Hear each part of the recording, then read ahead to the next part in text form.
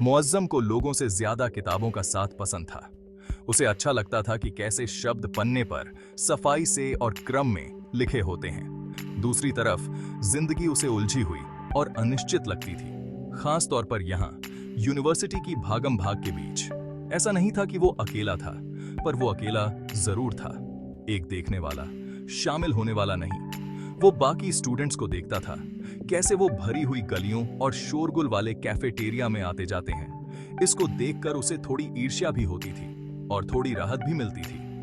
उसे उनके बेफिक्र आत्मविश्वास से, उनके सहज मजाक मस्ती से ईर्ष्या होती थी, लेकिन उसे राहत थी कि वो इस भागम भाग में नहीं फंसा। मुअज्जम को लाइब्रेरी के शांत कोनों में सुकून मिलता था।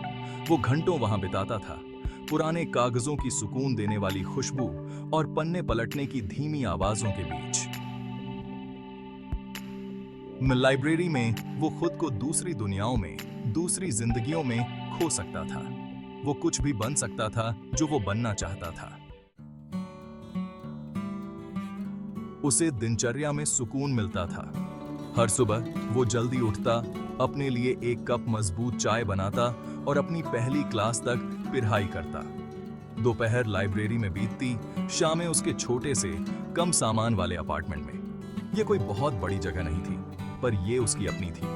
बाहरी दुनिया की भागम भाग से एक सुरक्षित पनाहगाह। उसके दिन पहले से तय थे, एक जैसे भी। लेकिन मुअज्जम को इसी तय दिनचर्या में एक अजीब सा सुकून मिलता था। वो जानता था कि क्या होने वाला है, और ये जानकारी उसे सुकून भी देती थी और घुटन भी। उसका एक हिस्सा, एक छोटी सी जिद्दी आवाज कुछ और चाहती थी, लेकिन वो उसे जल्दी से चुप करा देता, इस डर से कि अगर ये आवाज ज्यादा तेज हुई तो क्या होगा। वो खुद से कहता कि वो संतुष्ट है, कि उसे किसी की जरूरत नहीं है।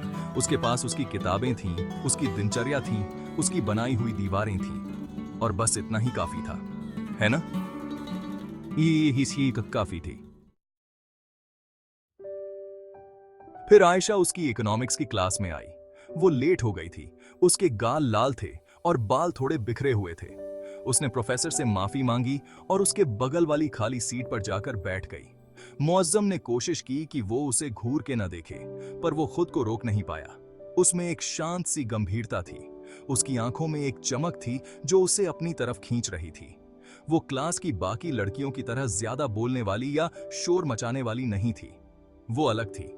बस से का कि वो येरोकुसा ध्यान से सुनती थी। उसका माथा एकाग्रता से सिकुड़ा हुआ, कभी कभी एक शांत सी नजाकत से नोट्स लिखती हुई, जो उसे बहुत पसंद आता था। वो खुद को लेक्चर के दौरान उसे चोरी छिपे देखते हुए पाता। जब भी उनकी नजरें मिलती तो उसका दिल तेज हो जाता। उसकी नजर स्थिर थी, अटूट थी और आश्चर्यजनक रूप से गंभीर थी। इससे उसकी सांसें रुक जाती। उसे ऐसा महसूस होता जैसे उसे कोई पहली बार समझ रहा हो। किस्मत, या शायद उनके इकोनॉमिक्स के प्रोफेसर की नेक नीयत ने दखल दिया। प्रोफेसर ने उन्हें सेमेस्टर भर के ग्रुप प्रोजेक्ट के लिए एक साथ जोड़ दिया। मुअज्जम के पेट में डर और उम्मीद का मिला जुला सा एहसास हुआ जब उसने अपना नाम आयशा के नाम के साथ सुना। उनकी पहली कुछ मुलाकातें अजीब-ओ-गरीब खामोशी और झिझक भरी मुस्कुराहटों में बीतीं। मुअज्जम के शब्द लड़खड़ाते, उसके सोच समझकर बनाए हुए वाक्य घबराहट भरी बुदबुदाहट में बदल जाते जब भी वो उसे सीधे देखती। लेकिन आयशा, उसे आश्चर्य हुआ को उसकी अजीब हरकतों से कोई फर्क नहीं पड़ता था। वो उसकी नजरों से नजरें मिलाती, एक शांत समझ के साथ। मेशी जासी सासिका, जो उसे शांत भी करता था और डराता भी था। उन्हें पता चला कि उन्हें क्लासिक साहित्य पसंद है, पुरानी फिल्मों के खराब साउंड ट्रैक पसंद है, सूखी मिट्टी पर बारिश की गंध पसंद है। वो लाइब्रेरी में घंटों बिताते, हमेशा पढ़ाई नहीं करते, कभी-कभी सिर्फ बातें करते, या यूं कहें कि कभी-कभी बस एक दूसरे की मौजूदगी में रहते। उनके बीच एक सुकून भरी खामोशी छा जाती, जैसे कोई साझा कंबल हो।